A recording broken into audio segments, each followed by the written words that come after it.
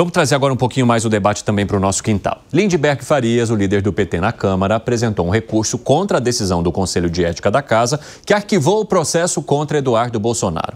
Vamos lá para essa novela com a Vitória Bel, que vai trazer mais detalhes para a gente agora. Como é que fica então, Vitória? Quais são as situações que podem acontecer daqui para frente? Bem-vinda.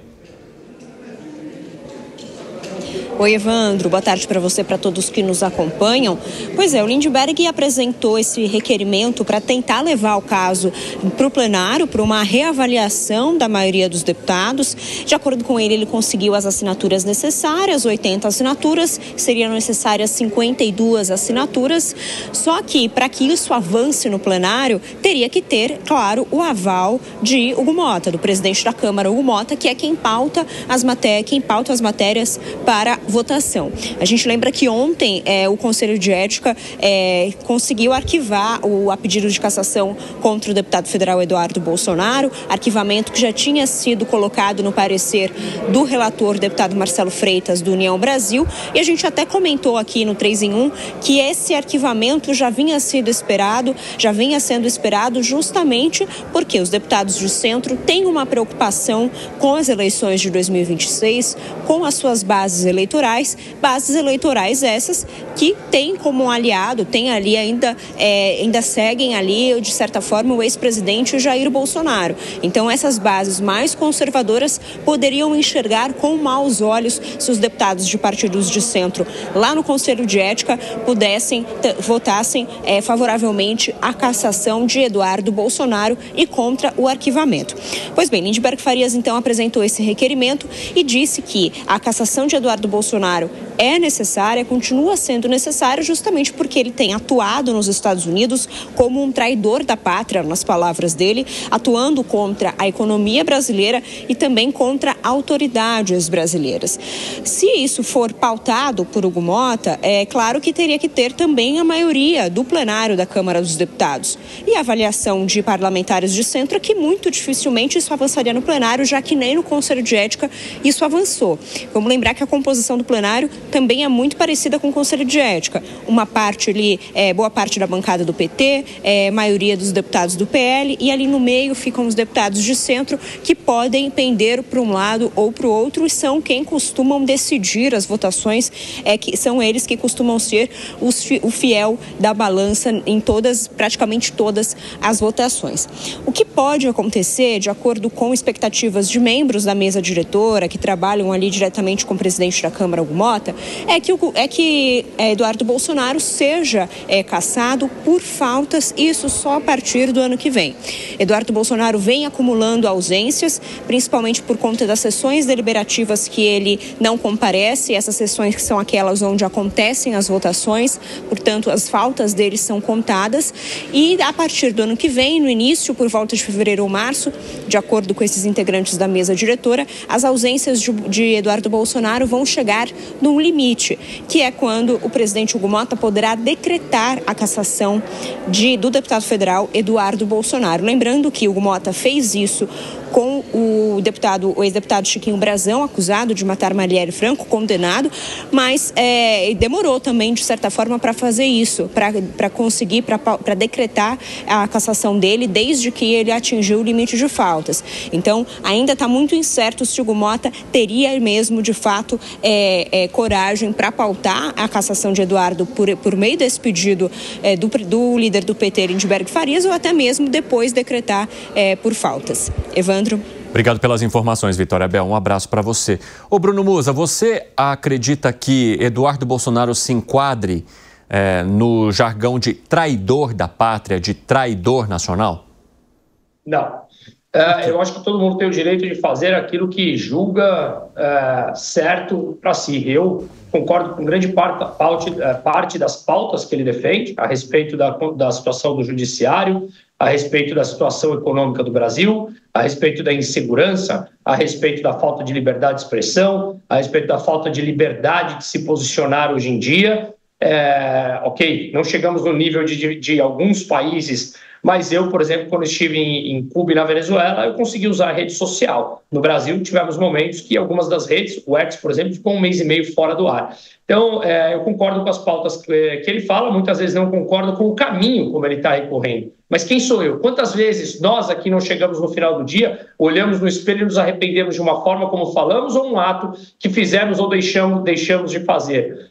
Portanto, eu acho que é super lícito o que ele está fazendo, é genuíno e vai em linha com os interesses dele. Se, porventura, ele praticar algum tipo de crime aqui no Brasil e ele voltar, que ele cumpra a Constituição e seja punido por tal crime, eventual crime. Mas não é o que está acontecendo. Então, na minha opinião, ele tem liberdade, todos nós devemos ter, principalmente aqueles que pensam ao contrário de mim, eu defendo essa liberdade de cada um atuar. Agora, esse papo sobre traidor da pátria, soberania, é o mesmo discurso que todos os nacionalistas usam, dos dois lados, o mais à esquerda e o mais à direita, usam para tentar angariar votos, seguidores ali. Então, o que seria um traidor da pátria? Aquele que está indo contra os interesses da pátria? Ok, qual é o interesse ou quais são os interesses da pátria? Para um lado é um, para o outro é outro. Eu tenho determinados interesses que os outros não têm. Então, o que seria esse determinado traidor? É porque o que ele falou impôs tarifas aqui no Brasil. Eu acho que é muito infantil achar que o Eduardo Bolsonaro tem tamanha influência no Donald Trump de chegar a impor tarifas de 50% no Brasil. Vamos lá, eu acho que o Trump conhece muito mais sobre geopolítica, sobre estratégia, sobre economia, que você pode discordar ou não, do que receber uma influência de uma ou duas pessoas e falar, ok, vou tarifar então o Brasil em 50%. A coisa é muito mais profunda. Aí eu acho que realmente a gente está se achando muito mais do que nós somos, né? Agora, 5h25, quem nos acompanha pela rádio, um rápido intervalo, daqui a pouco espero vocês. Quero te ouvir, Piper.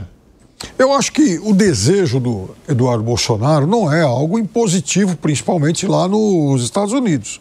O fato dele desejar que o Brasil seja economicamente depenado, e ele defende isso, né? O Brasil seja prejudicado do ponto de vista econômico, não significa que os Estados Unidos vão tomar medidas nesse sentido para atendê-lo. Isso é algo absolutamente ilusório, fictício, né? Enfim, é acreditar no ET de Varginha. As coisas não são assim. Agora, é evidente também que ele divulgou, trabalhou, torceu e tal, né, para que o país recebesse sanções econômicas, porque ele entendia que isso prejudicaria o atual governo. Aí a gente pode interpretar que esse é ou não um desejo dele, uma estratégia política dele, enfim. O fato é que Eduardo Bolsonaro tem muitos amigos na Câmara e também no Centrão, é óbvio. Ele conviveu com essa turma, ele foi deputado por alguns mandatos. Então, veja, a Câmara dos Deputados, a atual Câmara, que eu sempre reputo como a pior e mais fundamentalista que o Brasil já teve em todos os tempos, ela não foi capaz nem de caçar um deputado acusado de assassinato e está preso. Imagina o Eduardo Bolsonaro por conta de ações políticas dele nos Estados Unidos. O que essa parte que é mais que tem relações pessoais com ele entende? Bom, se a gente caçar, ele vai perder os direitos políticos aí por um bom tempo, por 8 anos no mínimo. Se o mandato for extinto, na próxima eleição, se ele quiser, ele pode ser candidato de novo. Sim. Então, deixa que o regimento resolva. Ou seja, se ele atingir um determinado número de faltas, ele perde o mandato. Se por algum motivo ele resolver abandonar o seu exílio dourado e retornar ao Brasil, ele segue o mandato.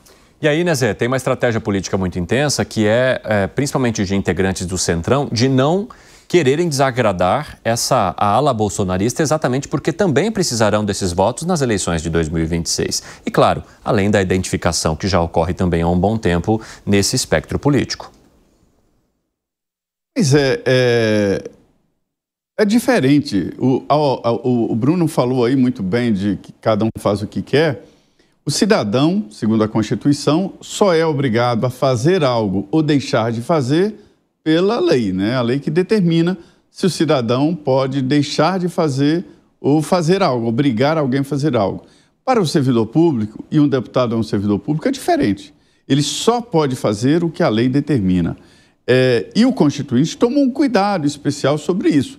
Não disse explicitamente que um deputado poderia morar nos Estados Unidos, de ser tão absurdo que a Constituição não prevê e o regimento interno também não. Mas a Constituição diz o seguinte, que um deputado só pode sair do país com autorização prévia da mesa diretora da Câmara dos Deputados. Eu, sinceramente, eu não entendo o porquê desse apego ao mandato. Ele não está recebendo salário por força de lei. O salário está sendo depositado em juízo, né? Não está sendo repassado para ele o salário. Mas tem todo o gabinete funcionando e tem em São Paulo, que, coincidentemente, não tem dois parlamentares, né? A Carla Zambelli e a Jair Bolsonaro. São dois deputados bem votados em São Paulo e São Paulo está desguarnecido desses dois representantes. Eduardo Bolsonaro chegou a um ponto que ele não pode mais renunciar. Se ele renunciar, ele fica inelegível por força da lei ficha limpa, porque está contra ele em curso um processo de cassação. Quem tem em andamento um processo de cassação não pode renunciar, porque se renunciar é como assumir a culpa, ou seja, fica inelegível. Está nas mãos, eu sabia que esse assunto ia para o plenário, está nas mãos do presidente da Câmara de pautar a data desse julgamento. Ele pode segurar, pode atrasar, como fez com o Brazão. Eu acho de uma covardia tão grande a Câmara não decidir sobre as coisas, por exemplo, sobre o Brazão, extinguiu o mandato, mas não cassou um deputado por um crime tão grave. Ou se a Câmara entendeu que ele não praticou o crime, que a Câmara impedisse a prisão decretada contra o parlamentar. A Câmara poderia fazer isso. Não fez uma coisa nem outra, né? Então, o que eu vejo é uma Câmara despreparada para assumir o que queria, que era aquela blindagem que estava na Constituição original. Mas lá a Câmara cassava o parlamentar que ela julgava que cometeu algum ato que poderia ferir o decoro parlamentar. Então, assim, nós temos 3 deputados, réus do Supremo, já condenados, e a Câmara não se mexe nem para abrir um inquérito e investigar. Peraí, não é negócio de política, houve roubo de emendas. E aí? A Câmara não faz nada? Não faz. Então, assim, está abrindo mão de uma autolimpeza, eu diria, ou de um autocontrole e o Supremo toma conta, né? Essa é a realidade. No caso do Eduardo Bolsonaro, eu acho que ele tem todo o direito de ir para os Estados Unidos, ir para onde ele for, né? Mas o que ele não pode é deixar uma situação dessa. Ele é parlamentar, mas para que é esse mandato? Qual é o objetivo? A gente não sabe. Então, é muito estranho. Agora, caçar o mandato eu acho muito pesado. Seria extinção ou a renúncia. Agora, caçar o mandato, eu não acho que ele tenha feito algo que fira o decoro parlamentar, muito mais do que roubar as emendas parlamentares, por exemplo.